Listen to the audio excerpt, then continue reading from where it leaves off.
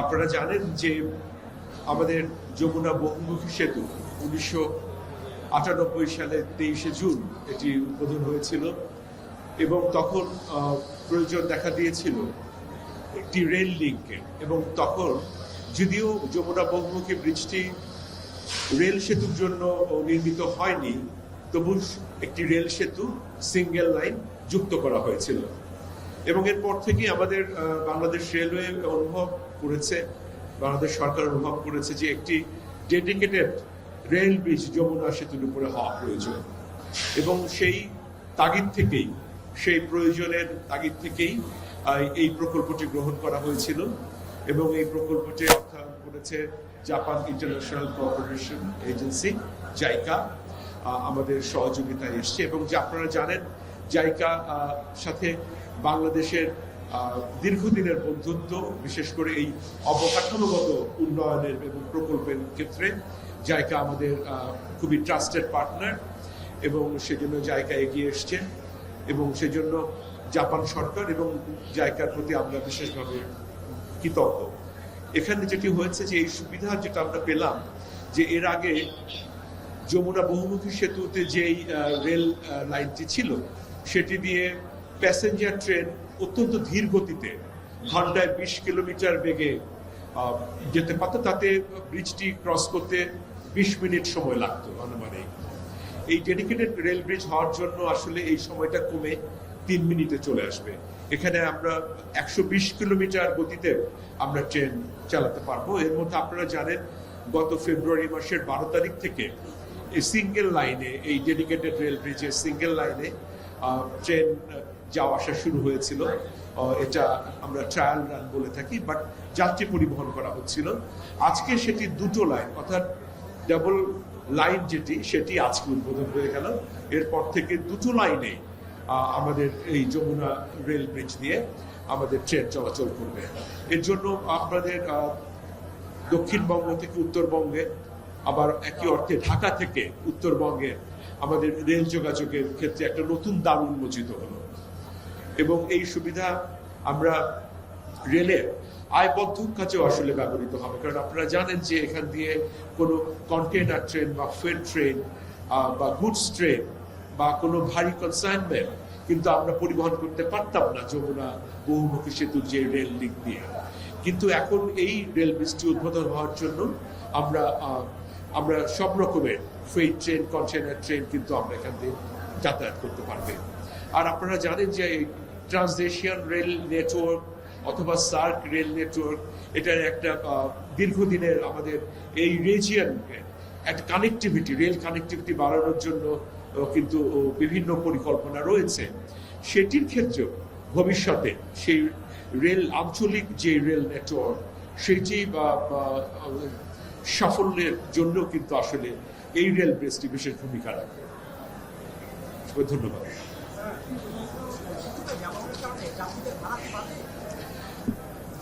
হ্যাঁ, এই সেতুটি ব্যবহার, এটি আমরা এর আগেও উল্লেখ করেছি, এই বিষয়ে আমরা প্রেস রিলিজও দিয়েছি যে এই সেতুতে ব্যবহার করার জন্য এই সেতু দিয়ে চলাচলকারী প্রত্যেকটি ট্রেনের যে যাত্রী সাধারণ, তাদের ভাড়া বৃদ্ধি পাবে। একটা বিশেষ নিয়ম আছে আমাদের রেলের, কন্টেজ চার্জ বলে এটাকে। হ্যাঁ,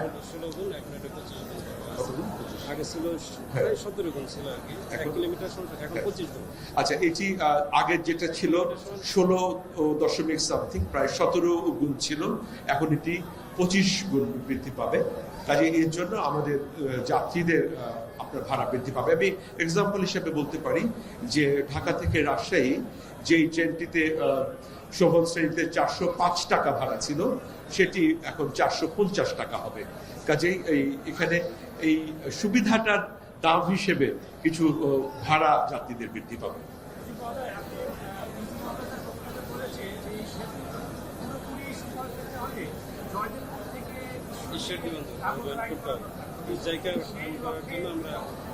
না, এটা আমাদের ডিজি মহোদয় তার বক্তব্যে বলেছেন এবং আমরাও সবসময় এটা বলে থাকি যে এই সেতুটি ফুললি ইউটিলাইজড হতে গেলে, এটার যতটুকু সম্ভাবনা পুরোটুকু ব্যবহার করতে গেলে ঈশ্বরদী জয়দেবপুরের যে লাইনটি আছে, এটিকে ডাবল লাইন অবশ্যই হতে হবে, এটি আমাদের পরিকল্পনার মধ্যে রয়েছে।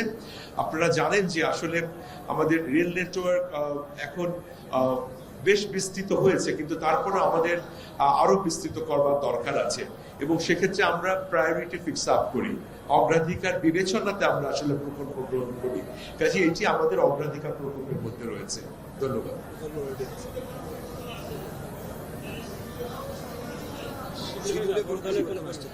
না, রেলের শিডিউলে বড় ধরনের কোনো পরিবর্তন আসেনি, রেলের শিডিউল যেরকম থাকবে, তবে এই জন্য রানিং টাইম কমবে। আপনারা বুঝতেই পারছেন যে আগে যেটি 20 মিনিট লাগতো যমুনা বহুমুখী সেতু রেল লিঙ্ক দিয়ে ক্রস করতে, এখন 3 মিনিট লাগবে। কাজেই এই সময়টা এখানে কিছুটা সময়ের পরিবর্তন আসবে।